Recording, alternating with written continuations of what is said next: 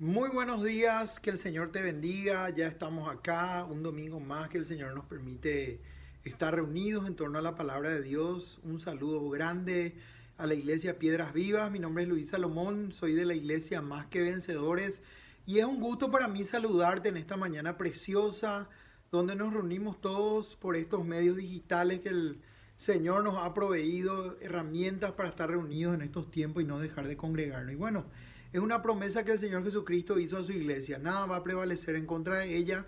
Así que la iglesia no ha parado y eso es un motivo de grande gozo y alegría.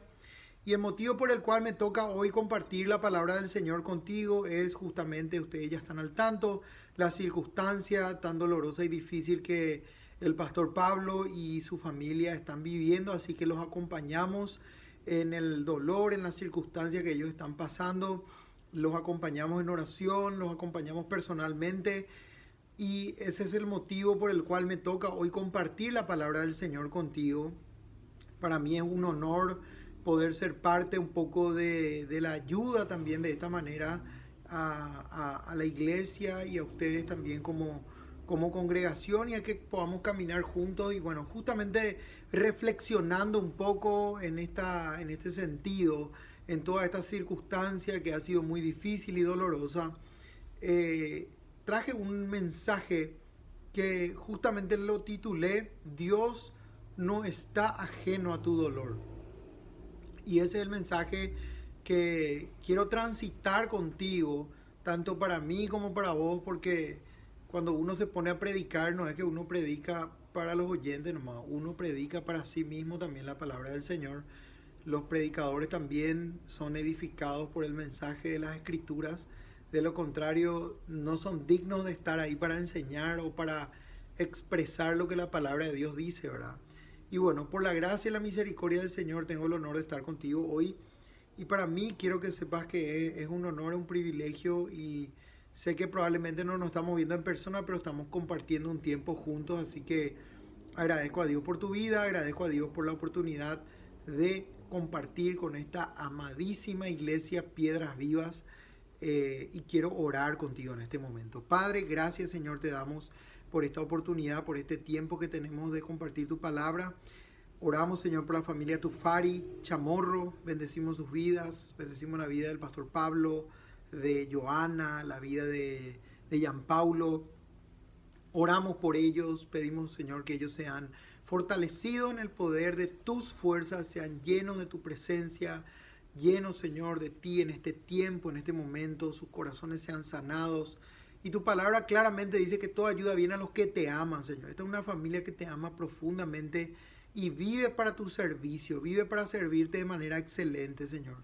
Y de alguna u otra manera puedo entender que tú sacarás de estas circunstancias lo mejor de ellos y lo harás cada día más semejantes a ti. Yo oro y te entrego el mensaje, te entrego la palabra y pido, Señor, que en tu infinita gracia y misericordia puedas hacer que tu mensaje, el mensaje de tu palabra pueda llegar de manera eficaz a nuestros corazones y podamos ser edificados, podamos, ¿por qué no?, también ser consolados, porque yo sé que esta situación no solo afecta a toda la familia pastoral, sino también a toda la iglesia en alguna manera y a quienes amamos a esta familia. Entonces nosotros pedimos, Señor, que este mensaje sea un refrigerio para nuestra alma y que podamos entender un poquito más tus propósitos y tus planes para con nosotros, aún en medio del sufrimiento, y entender que tú no estás ajeno al dolor que podamos sentir, al dolor que podamos estar viviendo. Y creo, Padre, firmemente que viene de la mano con los mensajes que anteriormente se han estado dando. También te pido, Señor, que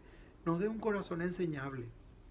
Nos permita, Señor, no renegar de ti, ni en el pensamiento. Y si por si acaso tenemos esa lucha, yo oro y ruego, Señor, que hoy sea un tiempo de reconciliación contigo y que podamos recibir ese bálsamo, ese refrigerio, esa sanidad que solamente tú puedes darnos. Te amamos, Señor, y pedimos que nos abras el entendimiento por medio de tu Espíritu, trayendo convicción a nuestras vidas de pecado, de justicia y de juicio. Y abre nuestro corazón para comprender y para creer lo que dice tu palabra, Señor, en el nombre de Jesús. Amén y amén. Muy bien. Ahí ya estamos, entonces vamos a entrar directo a las escrituras. Quiero invitarte a 2 capítulo 1, desde el verso 3 hasta el 7. Bueno, voy a empezar por el verso 1 para entrar un poco de manera correcta en el contexto. Dice así la palabra del Señor. Voy a leer de corrido hasta el 7 y después vamos a ir desglosando versículo por versículo y por último cerramos con una aplicación que este mensaje, esta palabra tiene para nuestra vida. Pablo, apóstol de Jesucristo por la voluntad de Dios, y el hermano Timoteo, a la iglesia de Dios que está en Corinto, con todos los santos que están en toda Acaya. Gracia y paz a vosotros de Dios nuestro Padre y del Señor Jesucristo. Bendito sea el Dios y Padre de nuestro Señor Jesucristo, Padre de misericordia y Dios de toda consolación, el cual nos consuela en todas nuestras tribulaciones, para que podamos también nosotros consolar a los que están en cualquier tribulación, por medio de la consolación con que nosotros somos consolados por Dios. Porque de la manera que abundan en nosotros las aflicciones de Cristo, así abunda también por el mismo Cristo nuestra consolación. Pero si somos atribulados, es para vuestra consolación y salvación. O si somos consolados, es para vuestra consolación y salvación, la cual se opera en el sufrir las mismas aflicciones que nosotros también padecemos. Y nuestra esperanza respecto de vosotros es firme, pues sabemos que así como sois compañeros en las aflicciones, también lo sois en la consolación.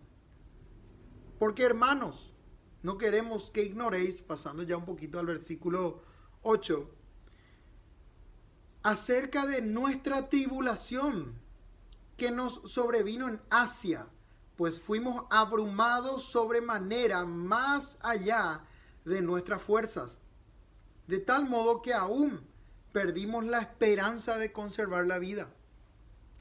Pero tuvimos nosotros mismos sentencia de muerte, para que no confiásemos en nosotros mismos, sino en Dios, que resucita a los muertos, el cual nos libró y nos libra, y en quien esperamos que aún nos librará de tan grande muerte, cooperando también vosotros a favor nuestro con la oración, para que por muchas personas sean dadas gracias a favor nuestro por el don concedido a nosotros por medio de muchos. Probablemente este mensaje va a tener una segunda parte, así que hoy no vamos a poder terminar, pero porque es bastante profundo este tema. Y hay que entender un poco el contexto de Corintio, ¿verdad?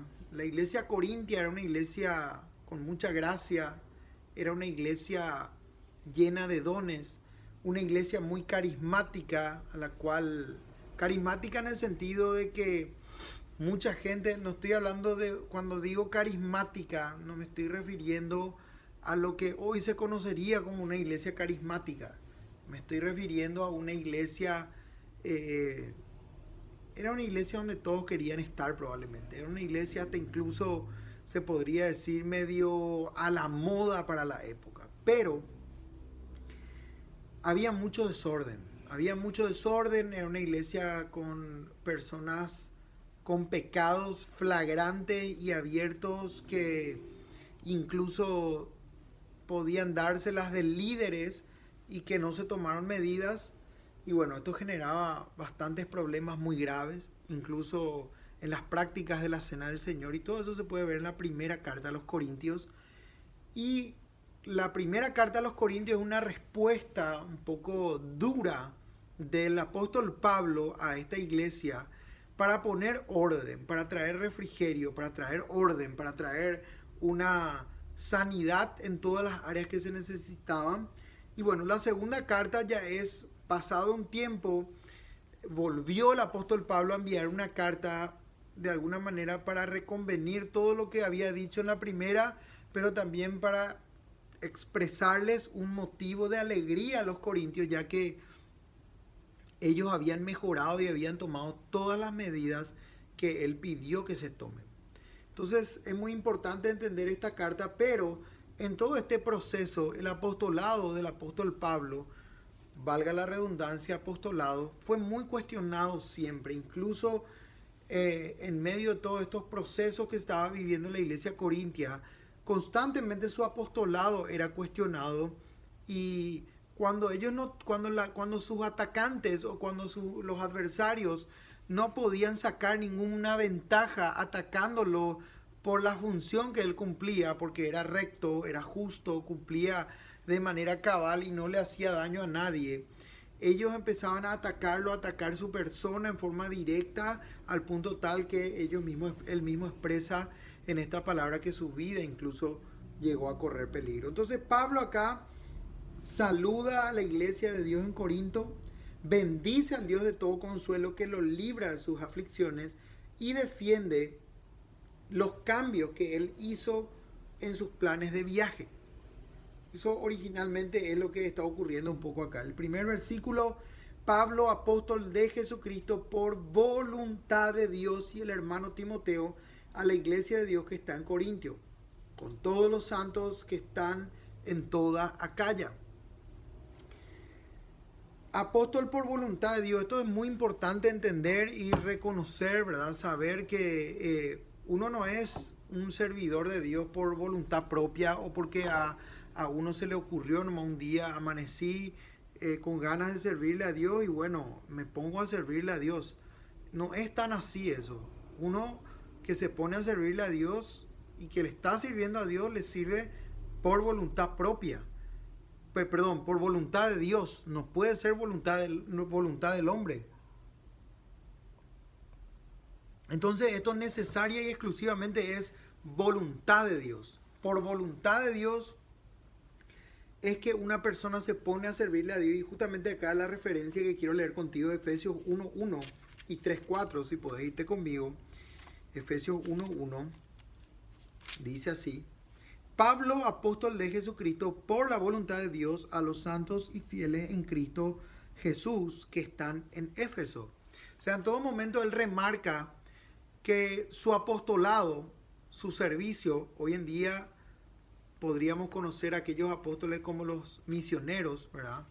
El apostolado del cual Pablo está hablando es un apostolado de los apóstoles de Jesucristo, quienes recibieron una revelación directa de él para preservar y velar por las enseñanzas de la iglesia histórica. Entonces, por eso justamente dice que la iglesia primitiva o la iglesia del primer siglo se desarrolló sobre el fundamento o sobre las enseñanzas de los apóstoles.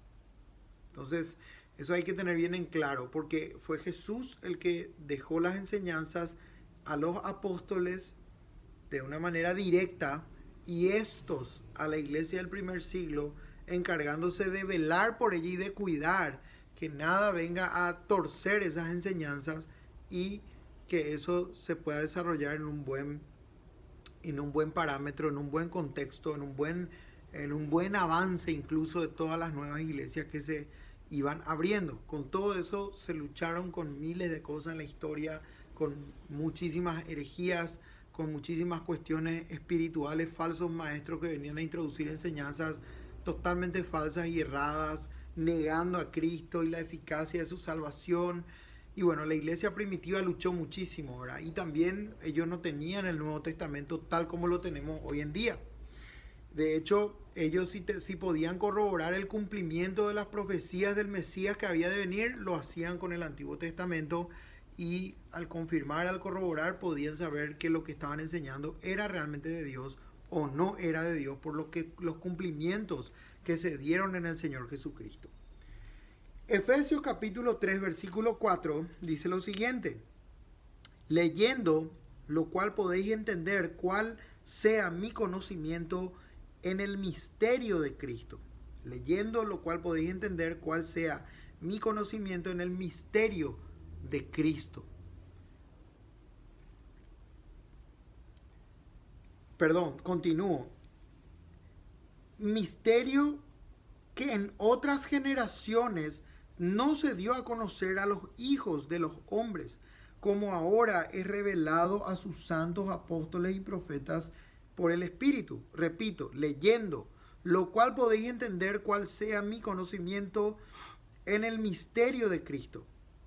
Misterio que en otras generaciones no se dio a conocer a los hijos de los hombres, como ahora es revelado a sus santos apóstoles y profetas por el Espíritu. Entonces, acá tenemos que Pablo no es apóstol por su propia voluntad o porque él decía que a lo mejor era beneficioso para su época, y de hecho no era luego humanamente nada beneficioso hacerse apóstol en aquella época, siendo que eso iba a implicar mucho sufrimiento. Por voluntad de Dios, por la mera voluntad de Dios y del Señor Jesucristo, él podría ser levantado como apóstol habiendo sido antes un perseguidor de la iglesia. Y apóstol acá no significa otra cosa sino que enviado, misionero, mensajero del Señor. Los adversarios en la iglesia de Corinto cuestionaban la credibilidad, autoridad y ministerio del apóstol Pablo, pero él les recuerda que Dios es quien lo llamó para ser apóstol de Jesucristo. Y también otra cosa que hay que tener en cuenta, cuando Pablo mencionaba que ser un apóstol, él no estaba tratando de colocarse por encima de nadie más. Él sencillamente estaba mencionando su rol, su función en la iglesia. Es como si fuese que hoy viene un misionero y te dice, te escribe una carta y te dice, yo soy misionero de tal organización y sirvo al Señor Jesucristo predicando la Biblia en tal lugar. Más o menos así. Nadie se está poniendo por encima de nadie, sencillamente te está comunicando y te está contando el rol que cumple dentro del cuerpo de Cristo, que es la iglesia. Versículo 2, gracia y paz a vosotros de Dios nuestro Padre y del Señor Jesucristo. Este era un saludo muy característico, muy común de la época, muy característico del apóstol Pablo en sus cartas paulinas. Gracia y paz, un saludo común, como ya dije, en las cartas de Pablo. Gracia, el propósito de Dios para salvar a los pecadores es la gracia, es que los pecadores reciban la gracia, el regalo inmerecido, que nadie, ni vos, ni yo, ni nadie merece ser salvo, pero aún así Dios nos extiende la oportunidad, la posibilidad de salvarnos por medio de Cristo Jesús. Y eso no es por alguna buena obra que alguien pueda hacer, es un regalo de Dios, es por gracia para que nadie se gloríe, es por fe, por gracia, es un regalo.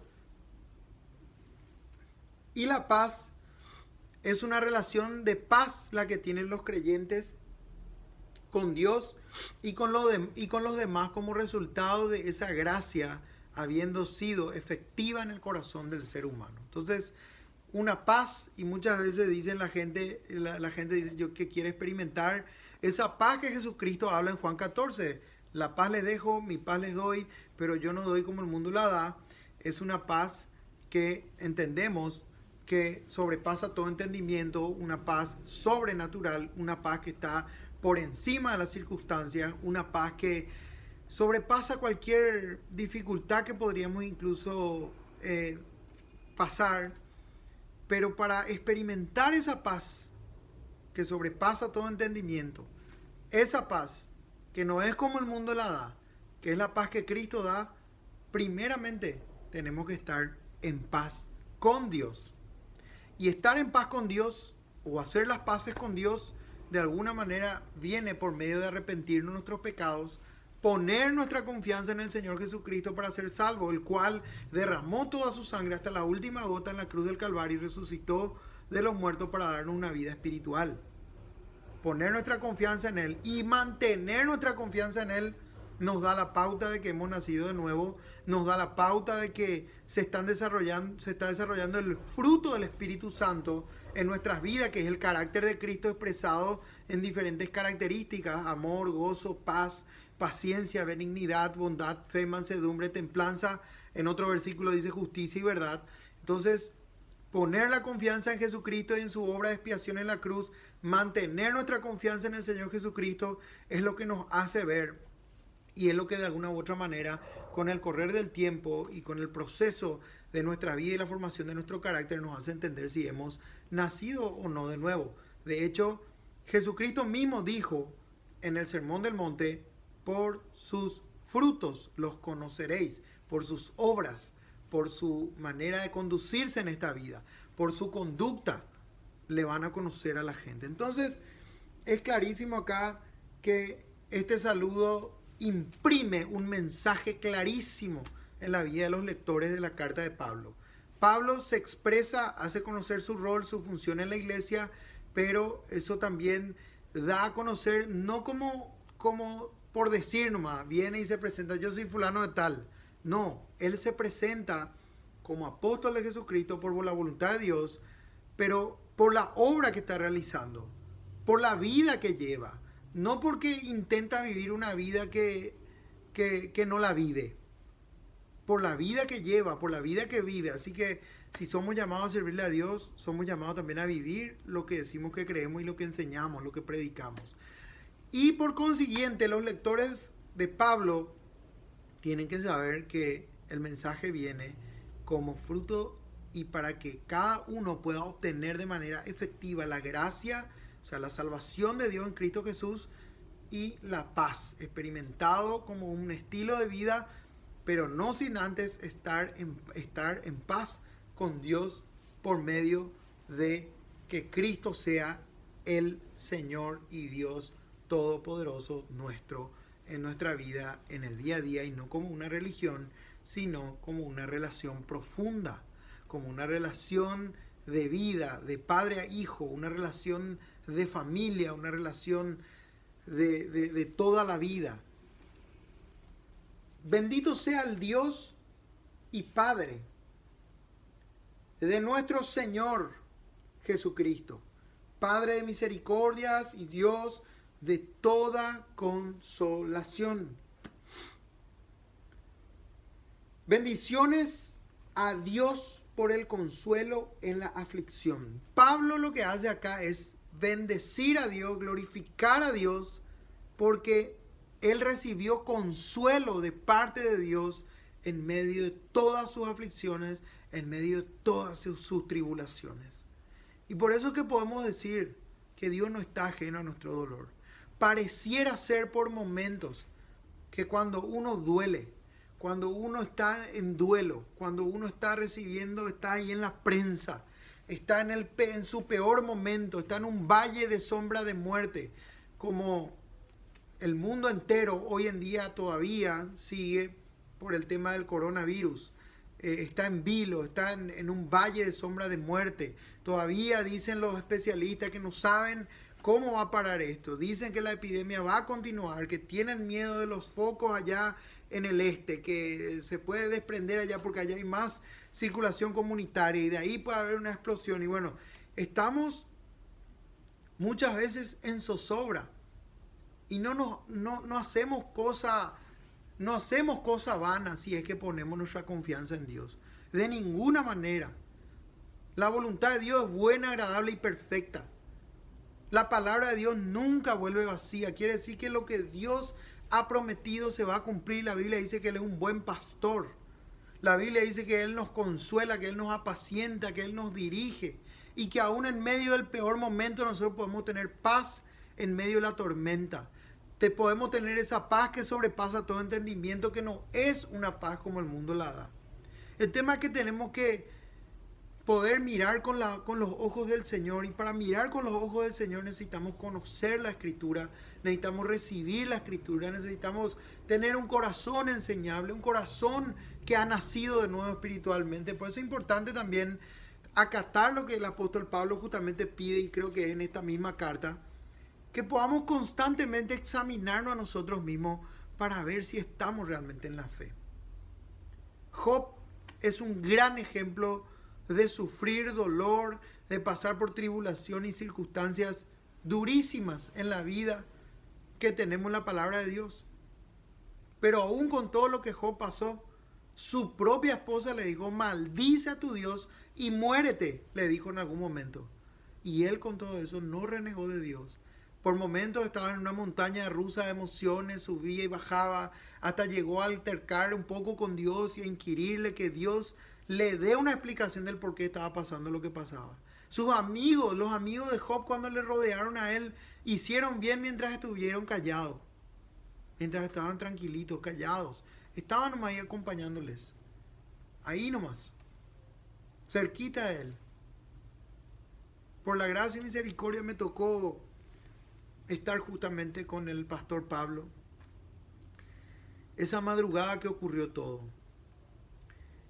Y yo lo único que podía hacer era estar con él.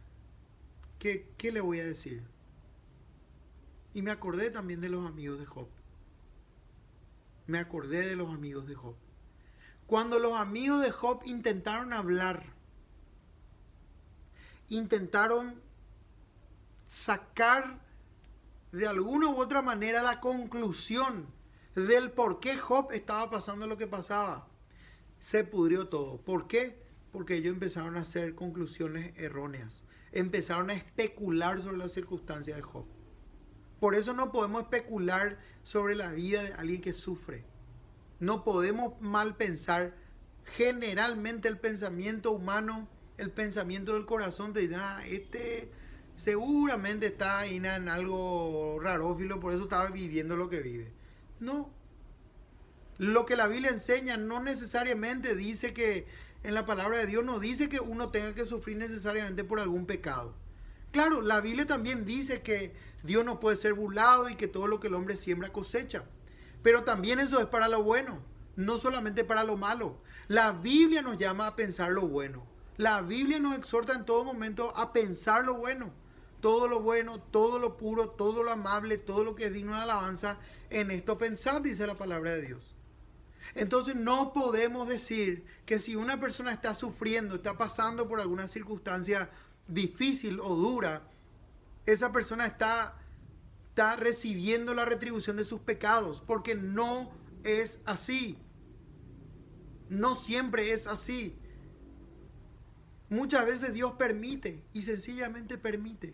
Y permite en su soberanía porque aún en medio de eso Él quiere mostrar, Él va a mostrar su gloria, Él va a traer consuelo, Él va a hacernos saber que Él está en control. Hacernos saber que Él es un Dios amoroso y que no nos desampara y que más que nunca va a manifestarse y hacernos saber que está con nosotros.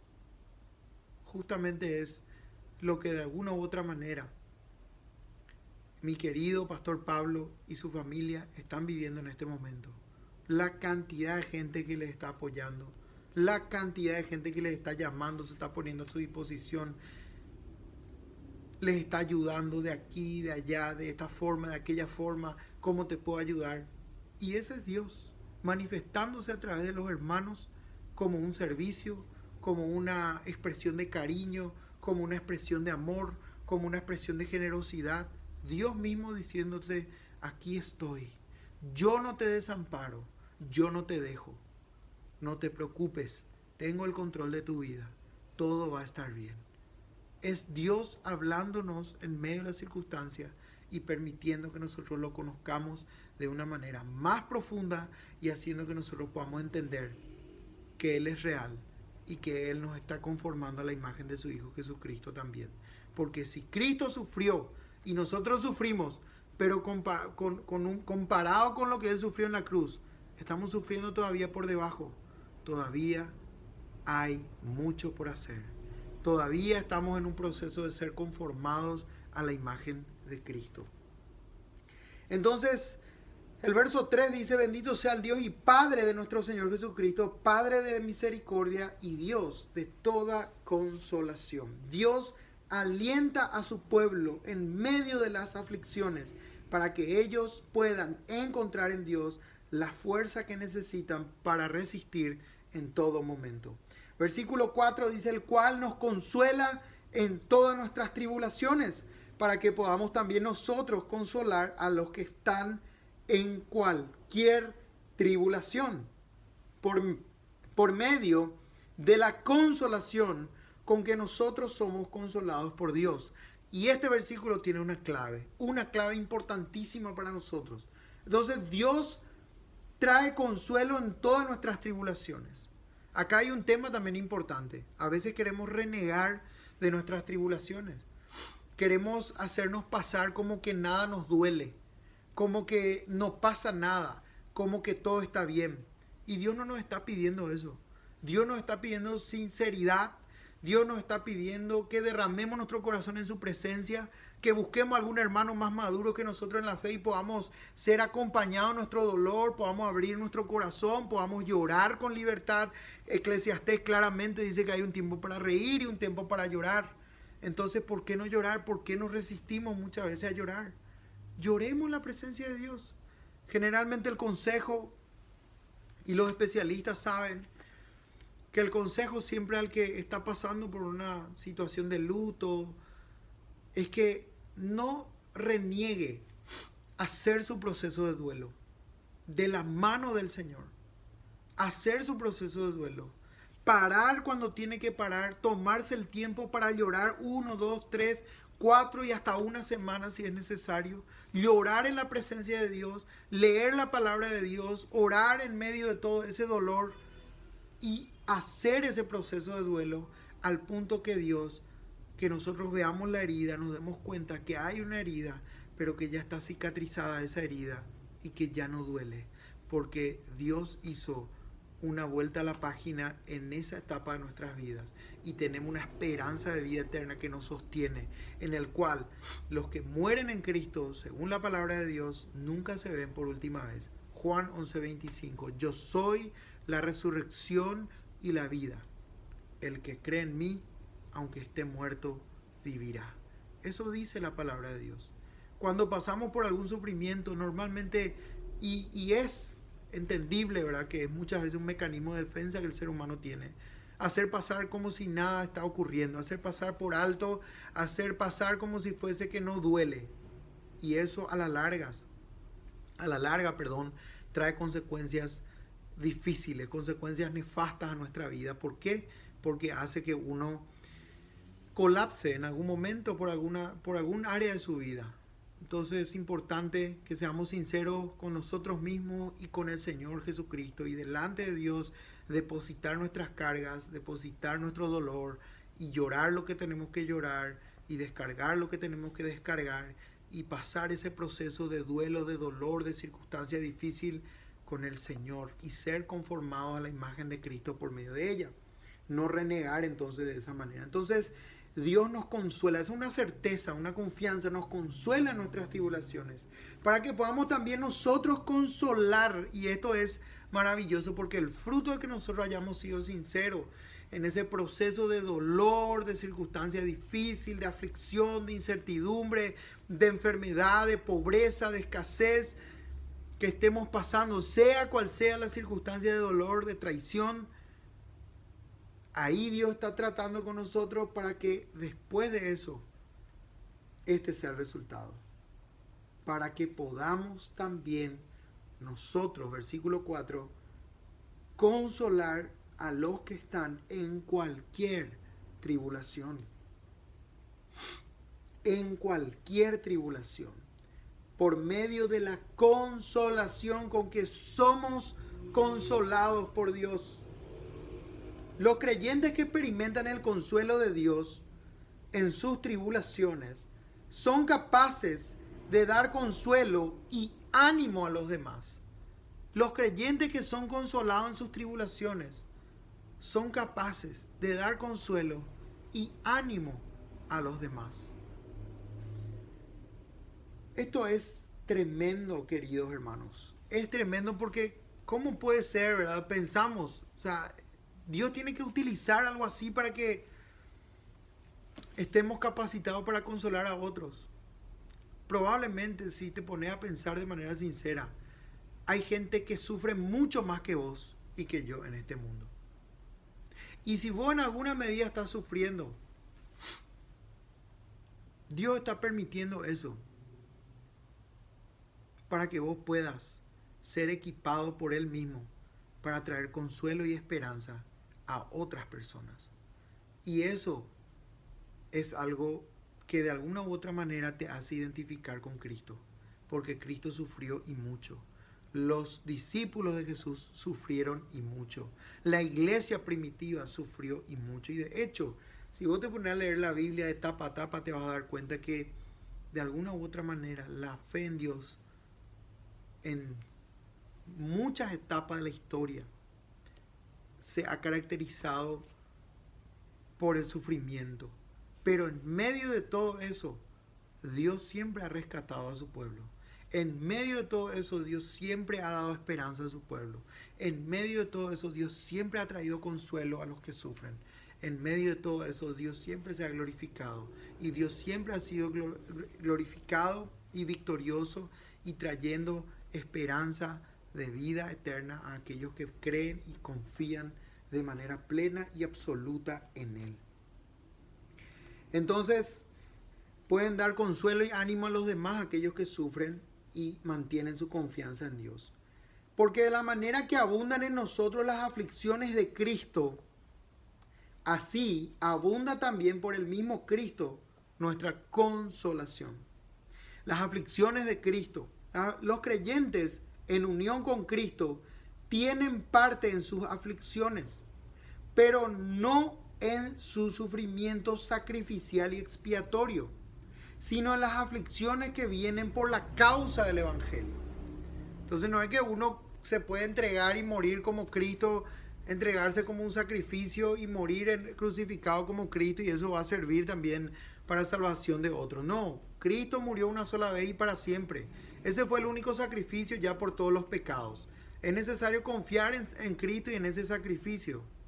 Pero si nosotros en unión con Cristo tenemos parte en sus aflicciones, o sea que de alguna u otra manera, y de hecho Filipenses 1:29 dice claramente que a nosotros se nos concedió el privilegio no solamente de vivir por Cristo, sino de padecer también por Él. Eso implica que muchas veces en este mundo vamos a sufrir por la causa del Evangelio. Y no solamente por la causa del Evangelio, muchas veces vivimos en un mundo caído, somos personas caídas. Y es necesario reconocer que el mundo caído está en detrimento de la perfección de Dios, y eso implica que muchas veces suframos. Aunque no es muy motivacional que te diga esto, y probablemente no es un mensaje que va a tener éxito, pero en el sentido éxito digo que todo el mundo va a querer escuchar porque se va a sentir motivada. Yo quiero ser realista contigo, de reconocer que la vida del ser humano, como dice la Biblia, en este mundo es corto de días y hastiado de sinsabores. Y es así, categóricamente, porque el mundo está caído, porque el ser humano está caído, y porque a medida que pasa el tiempo necesitamos aferrarnos confiando cada día más y cada vez más en el Señor Jesucristo. No queda de otra. ¿A quién iremos? Solo tú tienes palabras de vida eterna, le dijo el apóstol Pedro a nuestro Señor Jesucristo. Así abunda también por el mismo Cristo nuestra consolación, así como padecemos aflicciones por causa del Evangelio y porque vivimos en un mundo caído en unión con Cristo, también así mismo, de la misma forma, abundan en nosotros la consolación de nuestro Señor Jesucristo. Así como las aflicciones abundan, también abundará la consolación. Y de hecho, si vos te pones a conversar con cristianos que han sido terriblemente afligidos por circunstancias difíciles, y ellos han mantenido y han perseverado su confianza en Cristo y en la palabra de Dios, en la oración y en la comunión con los hermanos, vas a darte cuenta que llegado a un punto te van a decir: yo me siento consolado por el Señor, porque es Él mismo el que camina con la persona afligida. Es Él mismo el que está ahí operando y trabajando en el corazón para hacernos cada vez más semejantes a Él. Versículos 6 y 7. Con esto voy terminando. Pero si somos atribulados, es para vuestra consolación y salvación. O si somos consolados, es para vuestra consolación y salvación, la cual se opera en el sufrir las mismas aflicciones que nosotros también padecemos. Y nuestra esperanza respecto de vosotros es firme, pues sabemos que así como sois compañeros en las aflicciones, también lo sois en la consolación. Pablo consideraba todos sus sufrimientos y sus consolaciones, como algo que era para el bien de aquellos a quienes les predicaba el Evangelio. Aquellos que presentan el Evangelio y aquellos que reciben el Evangelio son copartícipes tanto en la aflicción como en la consolación. ¿Qué quiere decir esto? Que muchas veces como creyentes, no solamente los pastores, no solamente los ministros de la palabra de Dios, todos los creyentes en mayor o menor medida en nuestras vidas, como creyentes, Dios de alguna u otra manera, y no porque sea malo, en su inmensa soberanía y amor por nosotros y por los demás, va a permitir probablemente algunas cuestiones de sufrimiento de nuestro corazón y de nuestra alma. En primer lugar, luego el creyente sufre porque vive en un mundo caído, y al ver un mundo caído, si es consciente y si entiende de alguna u otra manera, en forma por lo menos básica, la palabra de Dios, claramente él va a sufrir porque el mundo va en contra de lo que Dios quisiera para la vida de todos. Y pareciera ser que no se da cuenta. Y por un lado, Dios permite que como los creyentes muchas veces sufran por la conciencia del pecado y de los pecados que existen y de los diversos tipos de sufrimientos y aflicciones que existen en el mundo caído, repito, es para que podamos expresar con mayor efectividad el Evangelio de nuestro Señor Jesucristo. La palabra de Dios podamos expresarlo con autoridad, podamos ser testigos fieles de nuestro Señor Jesucristo en el mundo. Hechos capítulo 1 versículo 8, Jesucristo dijo a sus discípulos: cuando haya venido sobre vosotros el Espíritu Santo, me seréis testigos en toda Jerusalén, en Judea, en Samaria y hasta lo último de la tierra. ¿Cómo fue que ellos empezaron a ser testigos? No fue de la noche a la mañana que ellos se despertaron un día y dijeron: vayamos a ser testigos, vayamos a Judea, vayamos a Jerusalén, vayamos a Samaria y hasta lo último de la tierra. No. Ellos empezaron a ser testigos por medio de las persecuciones y por medio de las aflicciones que empezaron a sufrir, que empezaron a vivir. Pareciera ser que es una forma en la que Dios trata el corazón humano y impulsa su obra de una manera más efectiva. Con esto no estoy haciendo una apología al sufrimiento, no estoy diciendo sufrir está bien. Lógicamente, en el plano humano a nadie le gusta sufrir. Pero la verdad es que nosotros no tenemos que tener miedo de sufrir por la causa de Cristo, por la causa del Evangelio, o no tenemos que tener miedo que Dios permita algún sufrimiento en nuestra vida. Lo que tenemos que tener miedo sí es de pecar contra Dios todo el tiempo, porque eso sí implica un daño para nuestra alma y nos puede terminar alejando de Dios de una manera total, nos puede extraviar del camino que Dios quiere para nosotros como su pueblo. Entonces, por último, aquellos que presentan el Evangelio, aquellos que reciben el Evangelio son copartícipes, tanto en la aflicción como en la consolación. Así que Cristo mismo nos consuela también en nuestras aflicciones. Permitamos que Él nos consuele en medio de nuestro dolor y que seamos conformados a la imagen de Cristo. Quiero aplicar esta palabra contigo, dándote a entender lo siguiente. Probablemente no vamos a este mundo, si en algún momento alguien te dijo que vos vas a ser exitoso, millonario, famoso o vas a ser poderoso por seguir a Cristo, yo quiero decirte que no es el mensaje que la Biblia habla. Sí, claramente la Biblia dice que vamos a ser bendecidos con todas las bendiciones espirituales. Probablemente nuestra cosmovisión, una vez que conocemos la Biblia, va a cambiar completamente y vamos a empezar a ser excelentes en nuestro trabajo, excelente en nuestra familia, excelente en todo lugar donde nos toque estar, en nuestro estudio, etcétera, etcétera. Pero eso no garantiza que vamos a tener el éxito de la vida siempre. Probablemente nos va a tocar pasar por algunas tribulaciones, pasar por algunos sufrimientos, pero no lo tomes a mal. Míralo con los ojos de Dios y entendé que todo ayuda bien a los que aman al Señor. Que Dios te bendiga y quiero orar contigo para cerrar. Señor, gracias por este tiempo en tu palabra. Gracias por la oportunidad de poder centrarnos en tu Evangelio. de entender, Señor, que vivimos en un mundo caído y que probablemente en mayor o menor medida nos va a tocar alguna que otra aflicción, algún que otro sufrimiento. Te pedimos que nos ayudes a tener gozo y paz en el corazón cuando nos toque sufrir y a mirar las cosas con tus ojos, a mirar las cosas desde tu propia óptica y a entender que toda ayuda viene a los que te aman. Te amamos, Señor, y nos entregamos a ti y te pedimos que realmente seamos conformados a la imagen tuya en todo tiempo, en todo momento. Llévanos a una madurez espiritual y que seamos testigos fieles tuyos en todo tiempo, en todo momento. En tu nombre santo oramos, Señor. Amén. Que tengas un excelente domingo.